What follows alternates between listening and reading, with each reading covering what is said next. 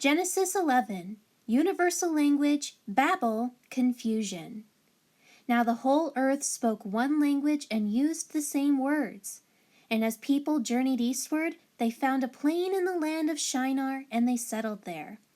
They said to one another, "Come, let us make bricks and fire them thoroughly in a kiln to harden and strengthen them."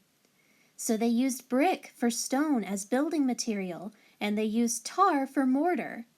They said, "Come, let us build a city for ourselves, and a tower whose top will reach into the heavens, and let us make a famous name for ourselves, so that we will not be scattered into separate groups and be dispersed over the surface of the entire earth as the Lord instructed." Now the Lord came down to see the city and the tower which the sons of men had built. And the Lord said, "Behold, they are one unified people, and they all have the same language. This is only the beginning of what they will do in rebellion against me, and now no evil thing they imagine they can do will be impossible for them.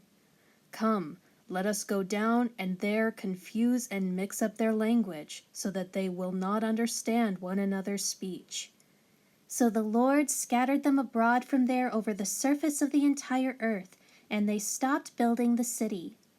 Therefore the name of the city was Babel, because there the Lord confused the language of the entire earth, and from that place the Lord scattered and dispersed them over the surface of all the earth. Descendants of Shem. These are the records of the generations of Shem from whom Abraham descended.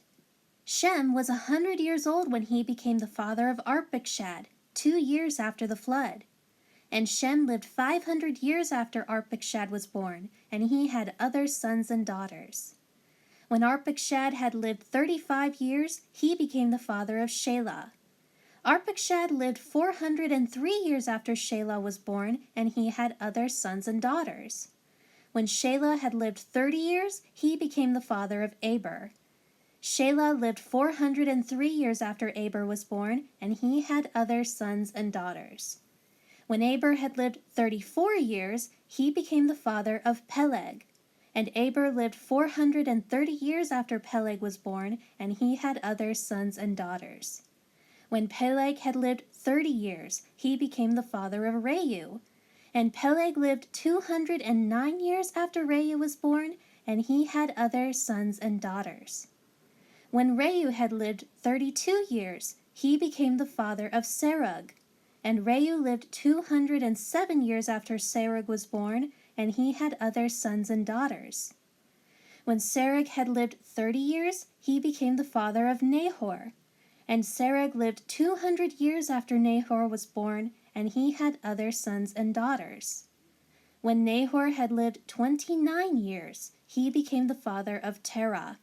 And Nahor lived 119 years after Terah was born, and he had other sons and daughters. After Terah had lived 70 years, he became the father of Abram and Nahor and Haran, his firstborn. Now these are the records of the descendants of Terah. Terah was the father of Abram, Nahor, and Haran was the father of Lot. Haran died before his father Terah in the land of his birth, in Ur of the Chaldeans. Abram and Nahor took wives for themselves. The name of Abram's wife was Sarai, later called Sarah, and the name of Nahor's wife was Milcah, the daughter of Haran, the father of Milcah and Iscah. But Sarai was barren. She did not have a child. Terah took Abram his son, and Lot the son of Haran his grandson, and Sarai his daughter-in-law, his son Abram's wife. And they went out together to go from Ur of the Chaldeans into the land of Canaan. But when they came to Haran, about 550 miles northwest of Ur, they settled there. Terah lived 205 years, and Terah died in Haran.